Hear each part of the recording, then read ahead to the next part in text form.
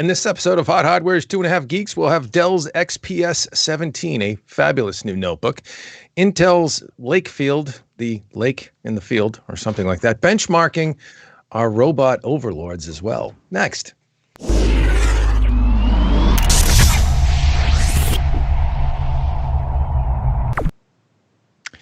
Welcome back to yet another fine episode of Hot Hardware's 2.5 Geeks, ladies and gentlemen. It is I, your host, Dave. It's great to see you, all of you. How many are there? There's 12 right now. There will be more. I know there will be.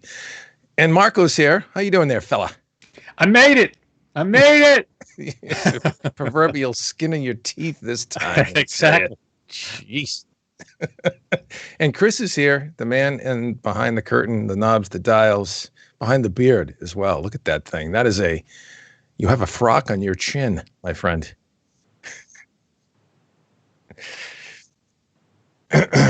It's all good. It's all good. It's tis the season and the times to grow some facial hair. I've got a little scruff going on. My only problem is the gray is like right in my chin, and it looks like I got a reverse Fu Manchu. It's not good. I don't understand that. Genetics. It's tough. Marco, how are your genetics today? You doing good, buddy? Oh my God! In the shape I'm in, you could donate my body to science fiction, brother. Science fiction, not science. Science fiction. Something alien about you is what you're saying. Yes. I think. Yeah. Well, that's kind of all of us these days. You know, we're all a little bit out of shape. I've been trying to do a little bit of road work to keep the rust off, but man, it's not helping a whole heck of a lot. It's not like the old Planet Fitness, which is where I like to show up. No, we're not sponsored by Planet Fitness, but that's where I go. And I know you like to box, and you've been getting some bag work at home, but not enough at the gym, huh?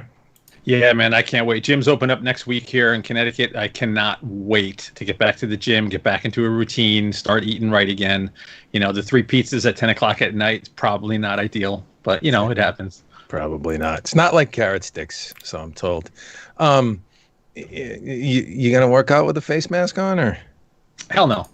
Yeah. No.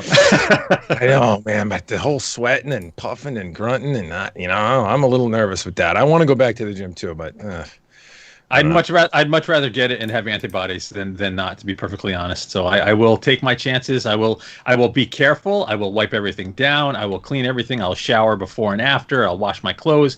I will do what I can, but I got to live my life. So you haven't slid in for the antibody testing to see if it wasn't the CES flu you got yet? I haven't sprung for it yet. I really should, but I haven't gotten around to it.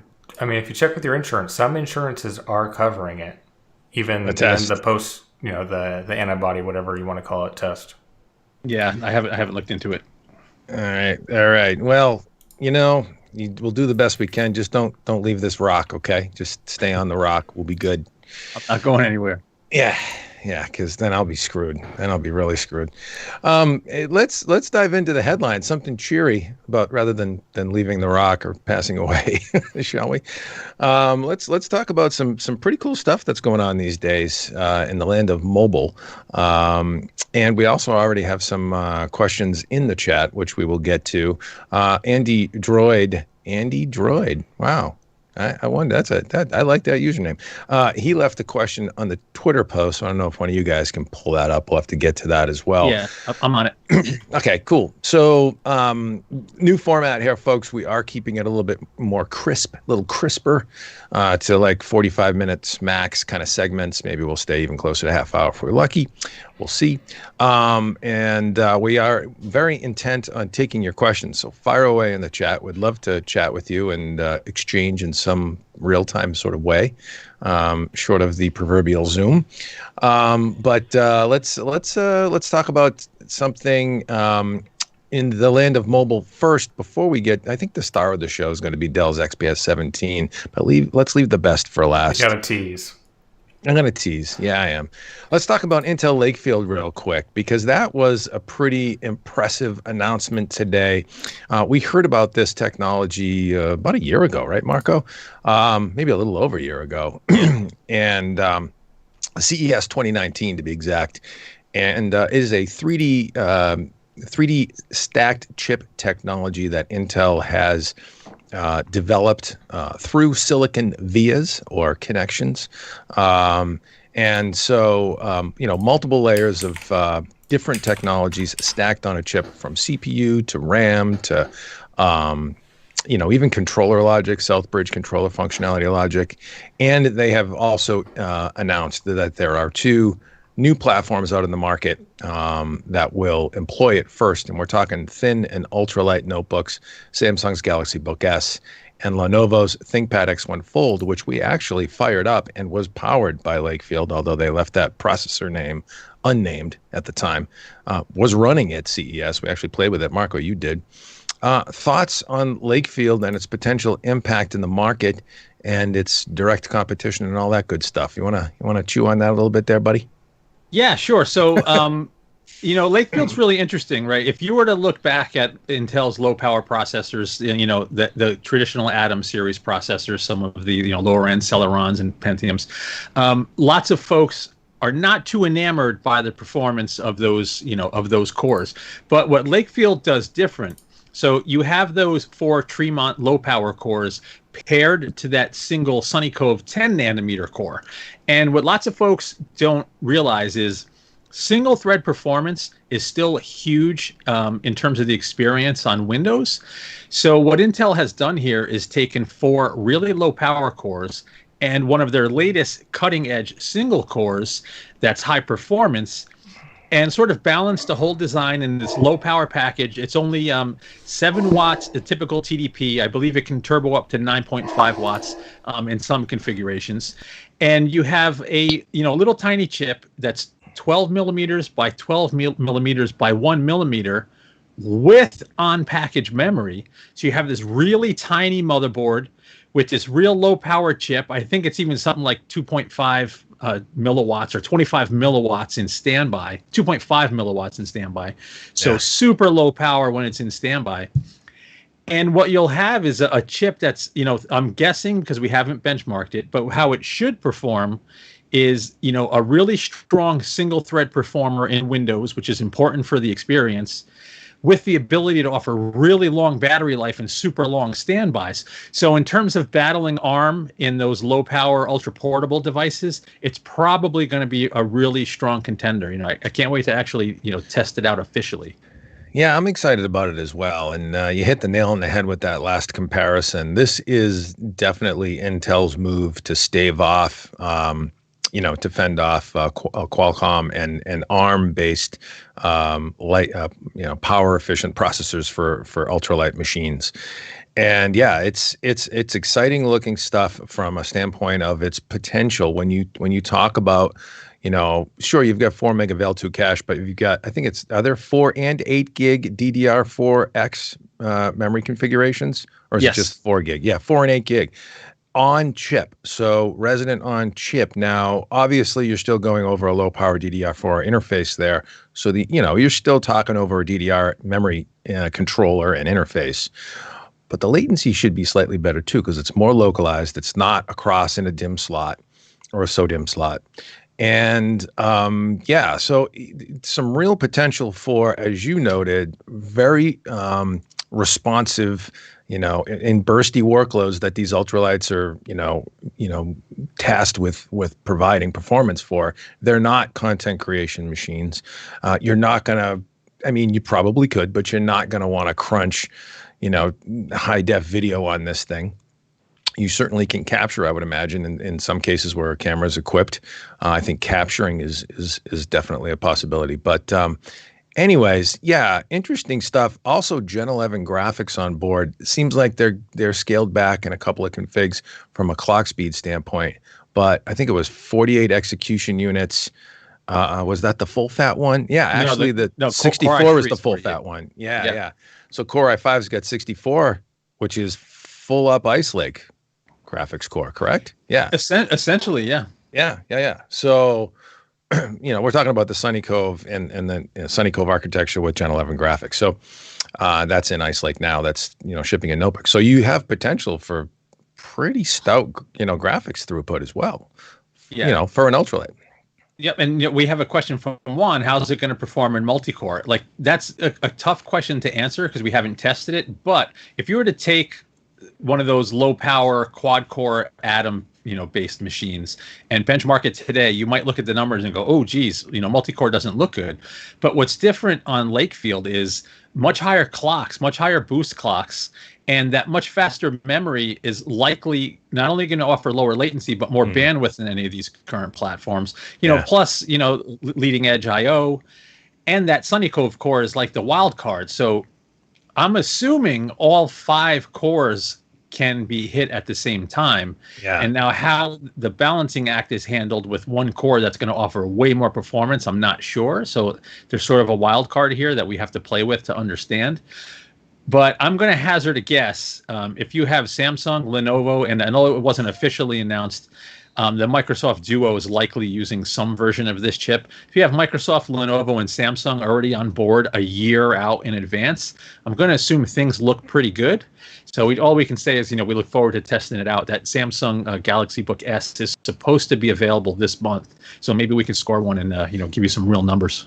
That'd be great. I actually saw the Snapdragon 8CX version of the Galaxy Book S, and it is an impressive machine. What I like about it is it's thin and light, but it doesn't compromise. I mean, it's ultra thin and light. It's like wafer thin, stupid thin, but it doesn't compromise build quality and display in that machine. The display is just gorgeous. It is a beautiful machine. That's the Lenovo foldable. That's very impressive to see. I think Lenovo did some of the best work with engineering the fold design in that. Some pretty special magic there. But yeah, you mentioned memory bandwidth, and then we'll move on to the next one here. But LPDDR4X at 4267 megahertz. So that's 4 gigahertz DDR4, low power DDR4X memory. Man, 4.2 gig. That sounds pretty robust from a memory bandwidth standpoint, which, as we know, is too often the bottleneck in a lot of different media sort of consumption workloads. Chris, thoughts real quick on this before we tick to the next one? Sorry, I was just dealing with my dog. We got a little excited seeing a neighbor. But Freckles was excited, yes. Yeah, so I mean, obviously the low power platforms have kind of been a pain point for Intel. Not that they've done a bad job, but ARM has really been nipping on their heels with that.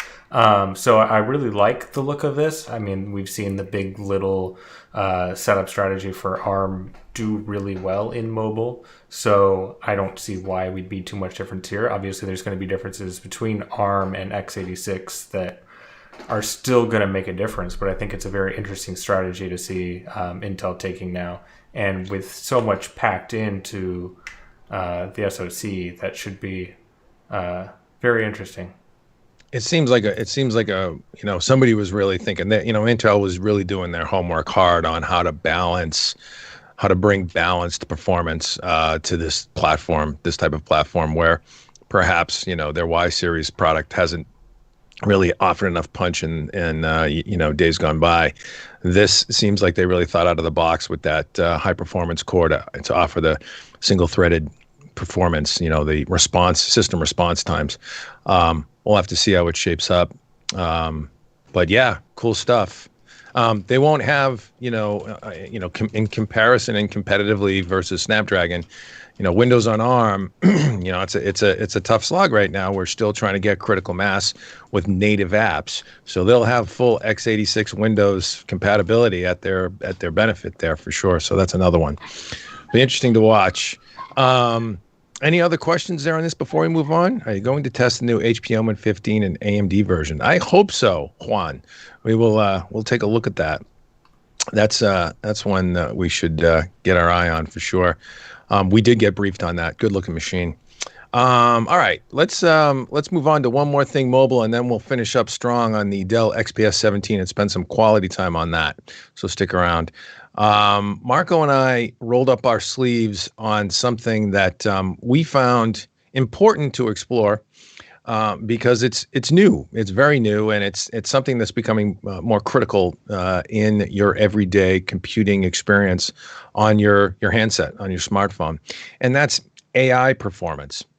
Literally, these smartphones now have dedicated silicon on board, whether it be Tensor cores or DSPs, digital signal processors, in conjunction with Tensor cores, different sorts of specialized logic to provide acceleration on neural network models, on real AI on the handset, what we term AI. And everybody, you can have a debate as to whether or not it's truly AI, but it's machine learning. It is, based on a model that was trained in a data center, now resident local on a handset, and inferring from its surroundings and making processing calls based on that input. So whether it be speech to text, whether it be optimizing your image on the camera, automatic white balance, even digital image stabilization and, corrections and things like that are AI enhanced, neural network enhanced. And we thought, let's look at what the benchmarks look like these days in that area. And we found some pretty interesting stuff that was kind of all over the map, right, Marco? Yeah. So, right now, AI-enabled apps on mobile devices are sort of in the fledgling phase. There's, some filters in some chat applications that use AI. There's, some speech-to-text detection going on. So, we figure let's take a look at these benchmarks, see what they're telling people in terms of how they rank devices, and then try to ascertain what is most commonly used in the apps, and does the benchmark sort of correlate with what's happening in the real world. If you're installing an app that's AI enabled on your phone, does this benchmark say my phone rocks but the experience stinks, right? So we were just trying to do some quick testing. And what you'll find if you come check out this article is, depending how the benchmark is tuned and optimized and whether or not they're weighting the results, how devices are ranked is kind of very different. So most commonly, it's not universal, but Int 8, due to its inherent power advantages, is most commonly used for local AI processing on a phone, right? You don't want an AI workload that's going to kill your battery immediately and just sap all the juice out of your battery. So lots of applications are optimized for Int 8, and that's also sort of a result of the pervasiveness of Qualcomm. There's so many phones that use Qualcomm devices in the US, and Qualcomm has focused on Int 8 performance with some of their dedicated AI engines. So that's where lots of the focus has been. And of course, if you look at the benchmarks, the apps optimized for Int 8 show Qualcomm just rocking the numbers. Galaxy S20 and one of the Oppo devices we tested were top of the charts. But then if you look at another test, say there's one called AI Benchmark, we got to test two versions of this. And that benchmark actually weighted floating point results much heavier than integer results. And as a result, it showed a Huawei device sort of blowing everything out of the water. Now, when that app was updated, things got more balanced. But it just shows how this whole area of the market's kind of in flux, and people are trying to figure out what's happening where. Yeah. And you highlighted an important point there on the floating point benchmark, AI benchmark. They actually updated mid-article for us as we were testing these and going through the analysis, and it balanced out the weighting, it looks like anyways, between FP16 measurement and Int 8 measurement. And the graph wasn't as skewed in the favor of in this case Huawei, who has superior FP16 throughput apparently currently based on at least that benchmark. Again, the other benchmarks emphasize Int 8. I would say that what's interesting to me about this whole study was that, and we got a lot of input. We touched base with our good friend Dave Cantor at ML Perf. He's on the board there and actually very well versed in all things AI, and AI benchmarking, I should say. And, generally speaking, he concurred that the vast majority of apps, mobile apps anyways, that are out there right now are employing Int 8 precision, even though FP16 is a better, higher precision, and could potentially offer, better results in the apps. Int 8 seems to be good enough, and there's also some pretty advanced work going on right now with compression and optimizing for Int 8 to bring up its precision, to be more competitive with FP16, but also reaping the benefit of that power consumption. So interesting stuff. And yeah, as you hit the nail on the head there, the landscape is ever changing. So when you start seeing reviews, this is the moral of the story, I think, correct me if I'm wrong, Marco, but when you start seeing reviews, look at what they're testing, consider what the benchmark is, look at the comments from the editor. Don't just surf the graphs. understand what you're reading, because all benchmarks are certainly not created equal. Some of them vary wildly in how they report what device is better than the other. And you need to be informed as to whether or not the benchmark is representative of real world performance. That's what's key. So yeah, more to come there, right? That's going to be a continual revisit, I think, for us as we keep testing new handsets and they come to the market. Absolutely. Chris, any thoughts there? You are you benchmarking your robot overlords like we are? If I unmute myself, not so much. I don't personally use a lot of AI accelerated things. I hate voice-to-text speech. I don't use photo filters. I mean, I'm sure by the nature of cell phones, it works in with, text prediction and typing and other things. But I try and do as much myself manually as I can. So I find it has less appeal for me, but yeah. Well, it's funny. I'm the opposite end of that spectrum. I talk to my phone all the time. I get annoyed when it misses what I say when I'm talking a mile a minute. I was going to say the weird messages. Let me know that.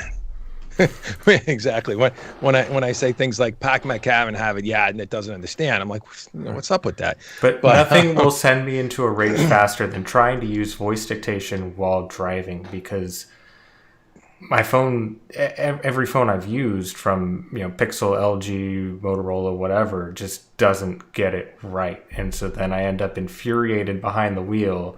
So I just have to not.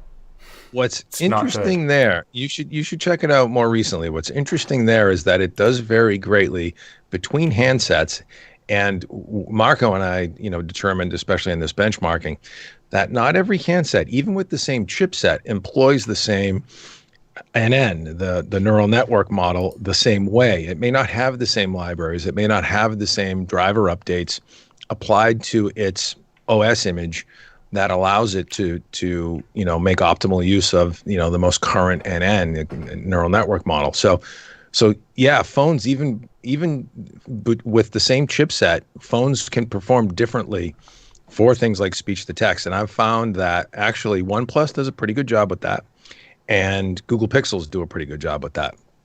I'm testing right now the Galaxy S20 Ultra. A little frustrated with that. Also, Samsung takes out Google speech to text and replaces it with their own. They like to reinvent things. So I've had a little snag there and here and there with that, but I'm still testing there, so I don't want to pass judgment too early, but just live with the phone for a better part of a week now. But yeah, it's interesting stuff, and I think will become more pervasive than ever before in mobile. I mean, and you talked about predictive text, stuff. I think a lot of folks do that when you're hand texting. You see the next word come up, and you can hunt and peck that out quicker than typing it out. And that predictive text, that's artificial intelligence. That's inference working based on the context of your message, what to say next, what you might be saying next, and that's cool stuff. Except for no matter how I use the word "it's," as in the possessive, it's always going to put an apostrophe in. It drives me mad. So will 60% of the population. People don't care about punctuation and texts. Come on, man. Everybody knows you're texting. All right, well, let's move on to what we might call the star of the show, and what I think a lot of folks are waiting in the comments for, and what a lot of comments have accumulated for. The Dell XPS 179700. This is new for Dell. They did have an XPS 17 one time a long time ago. I can't remember when the last XPS 17 was, but it was generations ago. They haven't had a 17-inch format for a long time. And there it is. We called it the best XPS laptop yet, potentially, which is a tall order because versus the 13 and the 15, we're talking about some pretty great machines. But we called it the 17-inch laptop gold standard. Marco and I, after perusing your review, Chris, we have all three of the, God dare I say, brain trust here for this review. Yeah, we said, really, this thing is editor's choice. Collectively, I think all three of us agreed. And man, it really just sets the bar. It's a great machine. Intel Comet Lake S 8-core in your machine, 16 gigs of RAM. I think it takes up to 64 gigs on board. Mm-hmm. GeForce RTX 2060 Max Q, and a super speedy Samsung PM981 NVMe SSD, pushes about 3 gigs a second. Loaded for bear from a component standpoint, but design and build quality with that four-sided Infinity Edge display is something special, right, Chris? Yeah, so I've got it here next to me. I've turned down the brightness so it doesn't blow up my camera too bad. But yeah, I find the XPS 17, or the XPSs in general, are kind of the example of the spec sheet isn't everything, because you can get the performance, you can get a lot of the experience that the XPSs give for less money. I mean, we're not going to deny that, but I feel like with the XPS machine, there's a last mile premium touch that tends to separate them from so many other computers. From things like the carbon fiber finish here, which admittedly does attract a lot of fingerprints and oils, but it is a lot more comfortable when you're using it to rest your hands on than, say, a straight aluminum chassis, or, you know, the plastic composite materials that kind of get funky over time.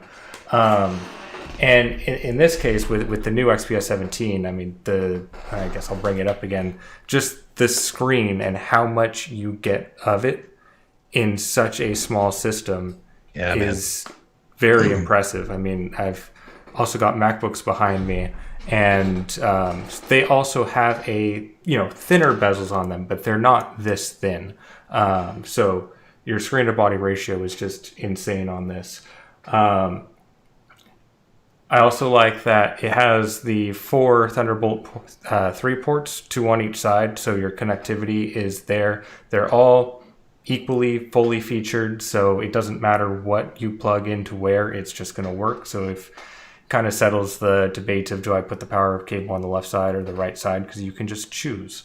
Nice touches like that. The speaker system on this is excellent. I still think a lot of people would prefer the MacBook speakers that just have a bit more bass and a little more power, but on a Windows system, I have found these speakers are very excellent. They have really good spatial separation. They've got the Wave NX 3D audio that can track your head position with the webcam if you want it to, or you can turn that off. But either way, you can.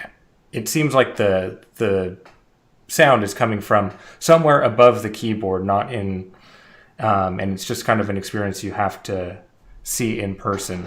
I do see questions pretty regularly about the trackpad on this. I've used it extensively now.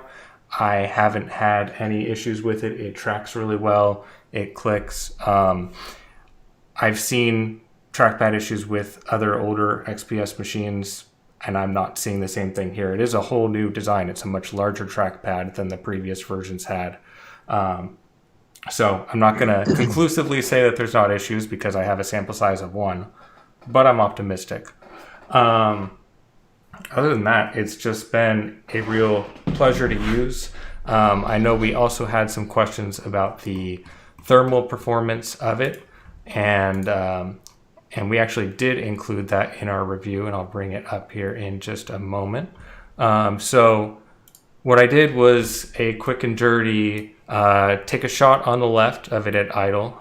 So the surface temperatures are peaking at about 36 degrees Celsius there, pretty standard for a notebook. And then I hit it with both Cinebench and the 3D Mark Time Spy stress test at the same time for 15 minutes and checked the surface temps again. So right below the screen where it exhausts, you get up to about 60 Celsius, but most of the keyboard and places where you're actually touching the notebook stay a bit cooler. It does throttle a bit to do this. So with everything downloaded, the CPU did drop to about 1.9 gigahertz and held that, which is below the stock speed. We don't like to see that, but again, it's throwing both the CPU and GPU in this case. When we stopped the 3D Mark and let the Cinebench runs continue, it did bounce back to 2.6 gigahertz. And when I tested just alone with Cinebench without bringing the GPU into it at all, it only really went down to about 3.3 gigahertz. So still getting a good amount of power over a sustained period of time. At 10 minutes, I think I was running it in that case. And it doesn't get terribly loud either when it's spun up. I think the loudest I saw it was about 48 decibels. Under load, which most notebooks are going to be 50 or higher when they're pushing a lot of workload. So not too bad there, and it's not an offensive whine either. So it's pretty well controlled. Obviously, it's a very thin notebook. It's not going to have the thermal advantages that a thicker machine would, but for the size and capacity, it's performing very well. And then the processor temperatures are kind of peaking at 90 Celsius, and then the GPU goes to about 80 Celsius, and that's kind of its target levels. So I think it could push a little harder if you wanted to, if you want to get in and modify some things yourself. But overall, not too bad. I know Dell, being such a large manufacturer, tends to be a little more conservative on some of those points just because they also have to deal with the support side of it. Yeah. No, this is it's an impressive machine, and I think that's what Dell is trying to strike there. Obviously, is balancing the thermals, balancing the behavior of the machine from an acoustic standpoint as well, with thermal management. The fact that you're reporting anywhere from what looks like 46 to 48 dB, when you get up to 50 dB, that's when things start getting offensive, in my opinion. What I've heard to the ear. That's something that's like, okay, I'm noticing that a little too much now. Once you get to 50, staying below 50, and especially in that 46 range, you're talking pretty quiet for a loaded machine. Yes, I think in the chat again, we got another question about the trackpad. I guess the XPS 15s had issues with trackpads. Chris hasn't noticed that yet. Not on the 17. Not on the 17. There was a pre-production XPS 15 I've used that had some weirdness with the palm rest causing phantom clicks and other things. I don't know how that's going to make it into production or not, but that has not been an issue on my 17. Very solid plank, very responsive trackpad. Yeah. And the other thing that's nice about this machine that you'd mentioned, in addition, you have the 4 USB-C Thunderbolt ports. You have a really nice finish now on the edge of the machine. So that's what's new about the design signature with the XPS series for 2020. 13 shares it. I think the new 15s share it as well. It's edged forward, a little bit more of an angular slope forward design, and then machined diamond machined aluminum. Yeah, diamond machined aluminum chamfered edges along the side that really set it off nice and bright. Marco, what are your thoughts? I know this is a big one for you. This is a large laptop for what you like, but 5.5 pounds, I think, fully loaded with the 4K touch display and the 90. How many watt hour battery? 98. 97. 97. That's a big honking with a 130 watt AC adapter, and it can pull the full 130 watts.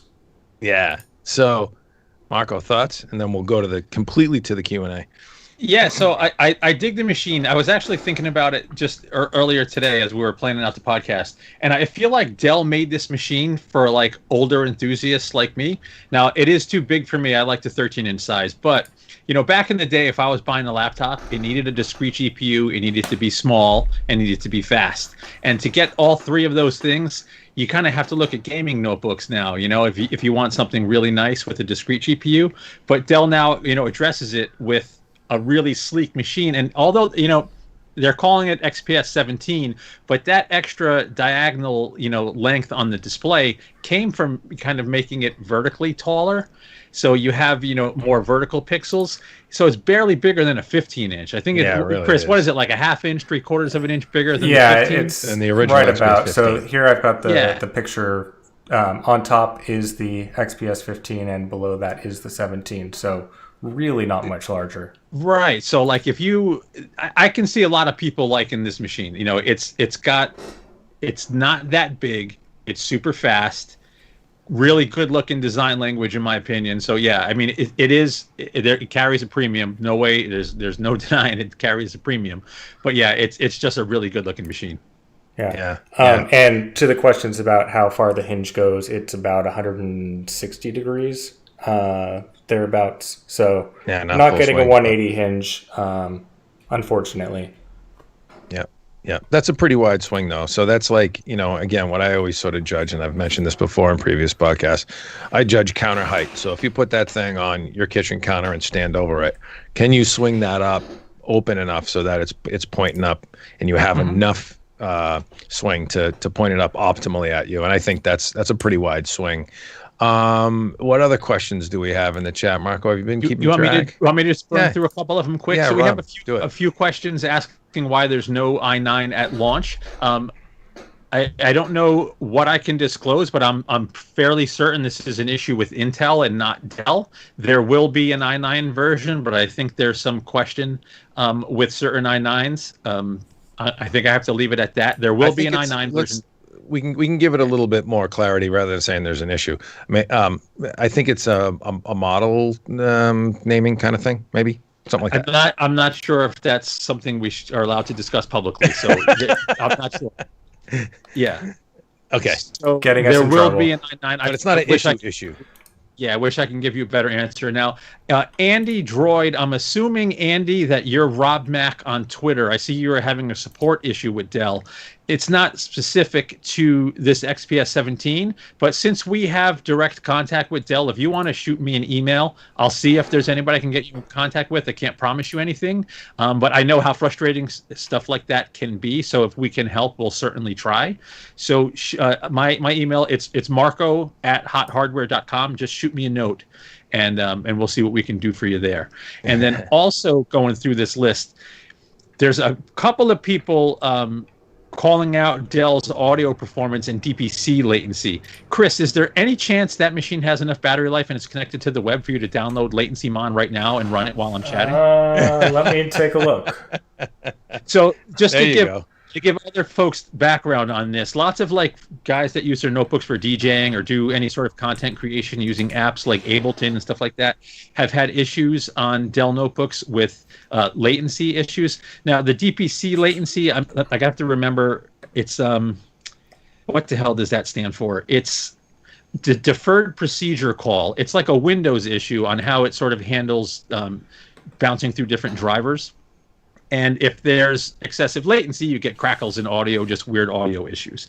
So some of the Dell notebooks have had DPC latency issues, but it doesn't seem to be universal. I've seen some forum threads where some folks are like, hey, mine works great. And others are like, oh my God, I can't even use it.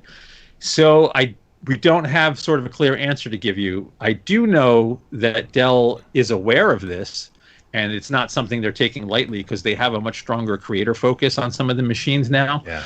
So, don't know what we can say. Hopefully Chris can run it and we'll see how this machine performs.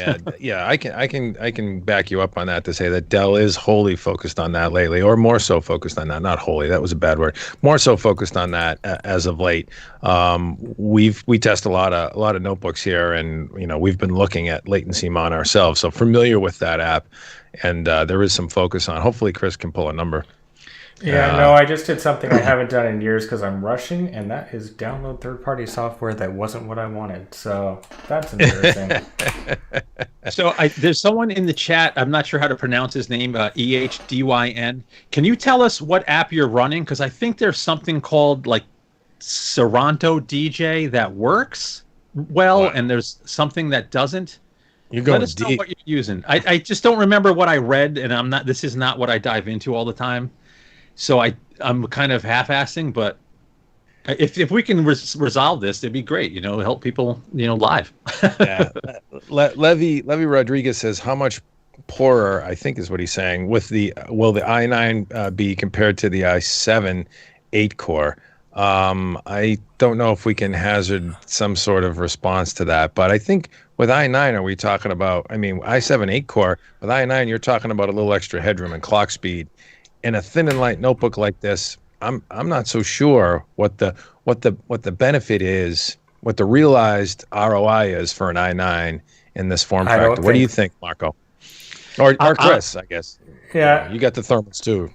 Well, so I mean, based on thermals, I think you could get a little more, but at the same time, I mean, the chips are going to come down to the same level on a sustained load, more or less. I mean, there's a little silicon lottery to it. Bursty stuff, yeah. It'll So better, but yeah, the i9 might be slightly more responsive, but I think when you're actually crunching things, the i7 8 core is probably going to give you just about the same performance over time. But Marco, what do you think? Yeah, I agree. Like this is the funny things with notebooks. Like on a desktop where you're not thermally constrained, these multi-core chips sort of distance themselves with those long sustained workloads. It's the opposite on a notebook. Right. You pack all those cores in this little thin form factor, and you saturate the cooling so fast that it has to throttle, and you kind of mitigate the benefits. So I think the Core i9, if you're doing lots of bursty stuff, probably going to show a benefit. Like PC Mark is going to show a benefit. But I don't think if you're doing heavy workloads, the i9 might not actually be the best config. I'd probably save my money and do the i7. I would agree. Go for more RAM. We'll do it live. Save some money. And get We got i7. live latency mon running. There you go. Nothing tricky. That's service. What's it saying? So far says your system appears to be suitable for handling real-time audio and other tasks without Screwing up the dropouts. Yeah, I'm trying to read off my little monitor and not the screen itself. So I think it's good. Marco, That's the kind of thing. Yeah, so EHDYN, who's watching, you see live that this particular machine we're testing looks good. This is the kind of stuff that can change with a BIOS or a driver. So who knows? Yeah. But yeah, it looks good right now. There. Boom. Uh-huh. So yeah, there could be something to it. There it is. So, Little latency there. A little red bar going on. I wonder if we can run perfmon offline. Well, we'll dig in. Yeah. Not so only that, so not maybe only a that, part you're 2. disconnected from the wall, so who knows if it's in battery optimized mode versus high power mode, which you can change. It might change the result. It does kick off things by default like HDR when you're on battery, so it's not on HDR right now. You can go into Windows settings and change that, but I'm sure there's other things in the power settings that might also be responsible. Right. Yeah. We'll have to come back on that, because to give it a fair run, you want to plug it in, see what it's capable of, full power, and then also what it's capable of on battery life. Anyways, go ahead, Marco. You got something else in the chat from the chat? Well, I saw Nathan asking about, is it really DisplayPort 1.4? As far as I'm aware, it is, and there's separate controllers on both sides of the notebook for those Thunderbolt and DisplayPort connections. So dual 4K displays should not be a problem on here. What else are we missing? What is your ideal config for XPS 17? I'd probably say the i7 with as much memory and storage as you can afford. Like Chris's config. That's Right. pretty ideal. So, Exactly. And again, you can put your own memory or storage in too. So if you want to take those options down when you purchase and upgrade them yourself and go through that, you're more than welcome. Yeah. We have a question on AMD Ultrabooks. AMD is not quite ready with the U series, but I would bet the farm that we will see plenty. I don't think Dell would call it an XPS. It might be a different line, but we will probably see AMD-based Ultrabooks. Yes. No confirmation on either way on that, obviously. Until it's announced, it doesn't exist. So the DisplayPort 4 or DisplayPort 1.4, I did ask Dell about that. That's the answer they gave to me. I only have a single 4K USB-C monitor, so I'm not able to test that here. But yeah, I'm gonna drop a link in the chat. Let me see. Copy image address. I'm gonna drop a link in the chat, and this will be to the internals of the machine, so you can see that it's got a pretty roomy little interior there. SODIMM slots available for upgrade. Certainly looks like the storage is also available. Dual fans, real robust cooling system. Good looking machine internally. And those speakers. Yeah, copper heat sinks on the NVMe drives. Yeah. And here you can see heat spreaders, just above the Type-C ports is the kind of controller housing. Yeah. And there's one of those on each side. And then, of course, the removable memory. With heat spreaders there, too. Yep. Good stuff. 2933 megahertz memory. Is it 32 or 64 gig max? I think it's 64, is it not? 64 is the max. This is a 32 gig system. Oh, you got it. Okay, cool. Yeah. Yeah, that's kind of the ideal config right there, right? The 8-core i7, 32 gigs. Yeah, it's very solid for, I'm sure, a lot of users. And it's not cheap. That machine with the 4K display is $29.99. It may be $29.49 at some point. I think that's what Dell quoted us, but then we went to their website and we saw $29.99. So 3Gs, no joke. Entry price, and I think that's i5 variant, is $13.99, I do believe. So, any other cues in the chat? There is, off the top of my head, I'm not sure I'm going to be able to answer Ahmed with a great answer. And it seems like, so he's asking for under $1,000, nice screen, great battery life notebook. If you look at the battery life testing in Chris's XPS 17 review, the top of the chart's dominated by Asus and Dell and Razer. To get under $1,000, it's looking like the Dell Inspiron 15 7000 series. It's probably where you want to be. But I would have to dig in more to, like, I personally might go a generation or two back and get like an XPS 13 that you could find for under $1,000. Depends what size machine that you'd like. Yeah, if you want something a little bit more full figured, a little bit more gamer focused, the G515 SE with Ryzen is actually pretty impressive for under $1,000. You can, I think it starts at $879, $899, and you get a Radeon RX 5600 XT, as well as I believe 8-core Ryzen in that case. Or was it 6-core? 8-core. Was it 8-core? Yeah. So yeah, that's the Dell G515 SE that we reviewed not too long ago as well. Good machine, different ball of wax, plastic construction, or hybrid, composite plastic construction. So different class of machine, but if you're looking to get under $1,000, that's kind of what you're dealing with anyways. You don't get a lot of aluminum in that price point. So yeah. So we probably have to wrap soon. We have a couple more questions. Thoughts on the vapor chamber cooler? Chris could answer better, but thermals were, it's a small machine, but it handled the Chris, you have an 8-core or 6-core? Refresh my memory. I've got an 8-core. So it handled an 8-core with GeForce RTX. It has to throttle. Any machine this size with that kind of performance is going to throttle when you're hitting them both. But yeah, the Dell's done a great job with their cooling historically. So the 17's cooling is more than adequate. It handles what's in there, and it does so relatively quietly. And we also have another question about, is there going to be a big performance difference between the 6-core with GTX 1650 versus the 8-core and a 2060 for video editing? The answer is going to be yes, especially if you're using an editing app that will use the GPU. If you're using some, some of the free apps out there. But if you're like on Premiere or DaVinci Resolve or using apps that are going to leverage both the CPU and GPU, yeah, you're going to see a difference for sure. Right, and timeline responsiveness as you're scrubbing through it, and other little things as well. Yeah, DPC latency issue resolved, ? Music producer. We just went through looking. We're going to look into that some more. We saw some pretty good performance, and then we saw something a little weird with it, but it was on battery life. So we want to check it out plugged in too. Anything else? Blah blah blah. Nothing there. I don't think we can answer that one. That's the tricky. It's we. I see a question about 300 cycles of battery life. That's a pretty standard rating on laptops. So I don't also know that it necessarily means as much.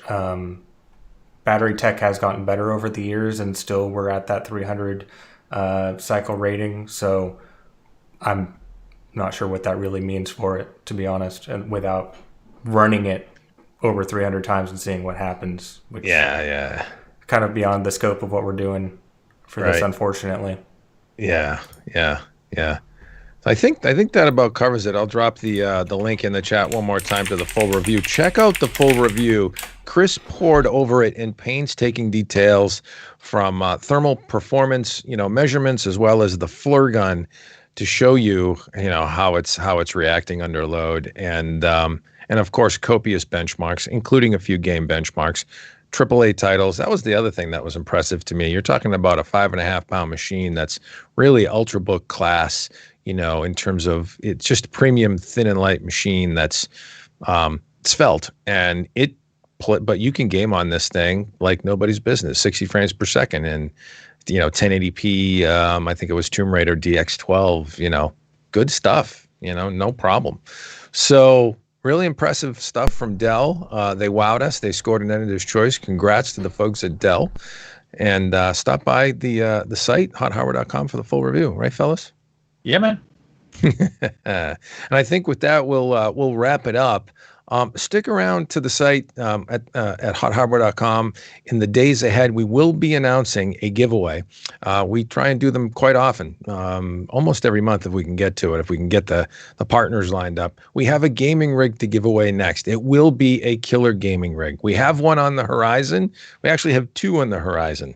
We have three on the horizon. We do? Yes. Oh boy, we get some stuff to give away. So you guys may want to hang out with us because you can win. I mean, we've given away Alienware Auroras, decked out with 16 core Ryzen. I mean, just absolute killer stuff. And you can find us on the web at hothardware.com, twitter.com/hothardware, youtube.com/hothardwarevids. Please thumb up and subscribe. Hit the reminder bell so you can get notified when we go live. Marco, anything else to add before we depart? No, everyone that's in the chat that we didn't get to a question, post a comment, and we'll do our best to answer in the comments because we have to cut the podcast here. Thanks, guys. Yeah. We'll be around. Yeah, man. Yeah. Fire away in the comments. We'll get back to you. And thanks so much for stopping by.